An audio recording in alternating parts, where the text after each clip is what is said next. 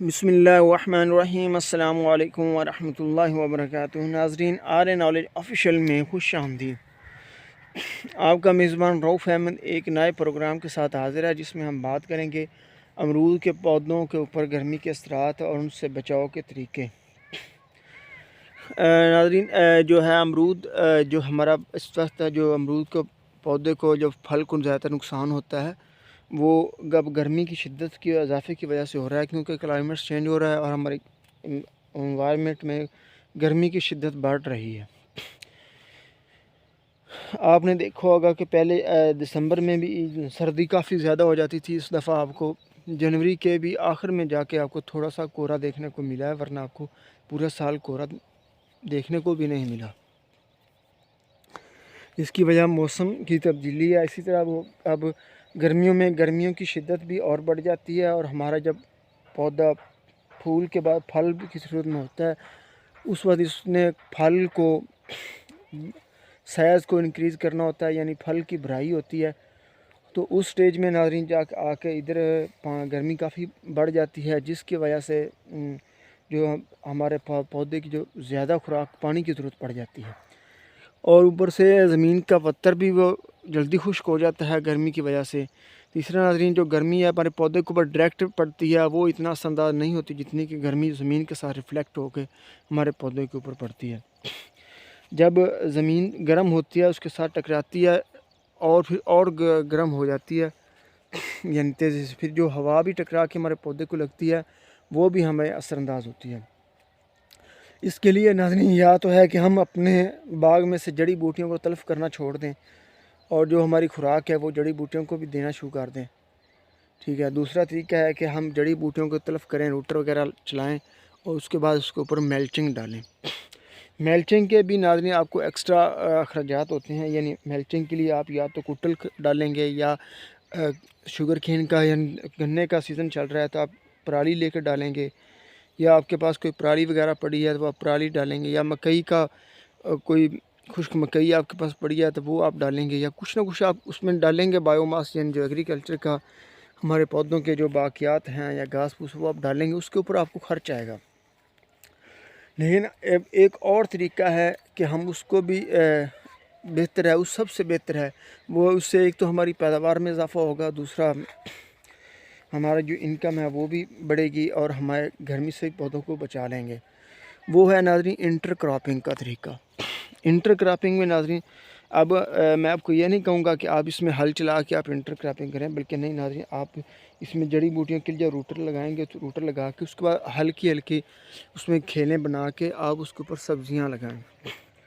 एक तो आपकी ज़मीन जो है खाली पड़ी गर्म होके जो रिफ्लेक्ट होके हमारे पौधों को गर्मी पहुंचती है, उससे हमारे पौधे बचेंगे। दूसरा, हमें हमारी पैदावार में भी इजाफा होगा, यानी हमें इनकम भी मिलेगी।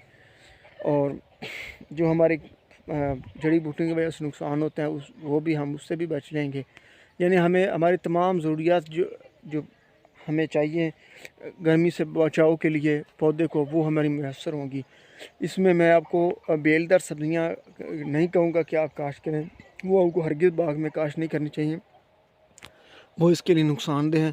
दूसरा, फल की मक्खी जिनके ऊपर ज़्यादा अटैक होती है, जिसकी वजह से हमारी फल की मक्खी का कंट्रोल मुश्किल हो जाता है। मसलन टमाटर है, दूसरे बगैर बेर की सब्ज़ियों में टमाटर ही है एक जो जिसके ऊपर फल की मक्खी अटैक करती है। बाकी दूसरी बेल वाली हैं सब्ज़ियाँ, इसमें करेला है, घिया तोरी है, कद्दू शरीफ है, खखड़ी है, खरबूजा है, तरबूज है, ये सब चीज़ें बेल वाली हैं। इनके ऊपर जो फल वाली मक्खी अटैक करती है, और वो हमारे जो पौधों के ऊपर आकर फिर हम जब अटैक करती है फल के ऊपर, फिर हमें उस वक्त उनका कंट्रोल करना बहुत मुश्किल हो जाता है। तो इसके लिए मैं आपको सब्ज़ियां रिकमेंड करूंगा। आप सब्ज़ मिर्च काश्त करें, अभी धनिया अभी मौका है, आप धनिया काश्त कर सकते हैं आज फरवरी में। ठीक है, धनिया काश्त करें। इससे आप पत्ते तो ज़्यादा हासिल नहीं कर सकेंगे, यानी सब धनिया तो नहीं हासिल कर सकेंगे, लेकिन आपको खुश्क धनिया की सूरत में लाजमी का कुछ ना कुछ मिल जाएगा। फिर आप उसको जो बाकियात होंगे उसको आप इसी के अंदर फैला देंगे। सब्ज़ मिर्च आप काश्त करें, भिंडी तोरी काश्त करें। भिंडी तोरी की काश्त करने का फ़ायदा ये है क्योंकि जब ये सुंडी वगैरह आती है पत्तों खाने वाली, तो वो अमरूद के पत्तों और कपास के पत्तों से नरम होती है, भिंडी का पत्ता वो उसके तरफ मुतवज्जो हो जाती है और हमारे जो फलदार पौधे हैं उनकी तरफ मुतवज्जो नहीं होती। यानी आप इसमें सब्ज़ियों में आप सब्ज़ मिर्च है, भिंडी है, आप ये काश्त करें, गवारा है आप वो काश्त करें, गवारे की फलियाँ काश्त करें, और या आप अगर गर्मियों में काश्त करना चाहते हैं आप सोयाबीन काश्त कर लें। उसमें लेकिन सोयाबीन थोड़ी सी लेट काश्त होती है, लेकिन आप पहले काश्त करेंगे तो क्योंकि वो भी पानी कम लेती है, अगर पहले काश्त करेंगे तो फिर भी वो हो जाएगी, इससे आपको वो फ़ायदा मिल जाएगा। लेकिन सोयाबीन का एक और भी फ़ायदा है कि उसकी जड़ों में वो नाइट्रोजन फिक्स हो जाती है, यानी बाद में हमारे पौधे को वाफर मकदार में नाइट्रोजन छोड़ के जाएगी।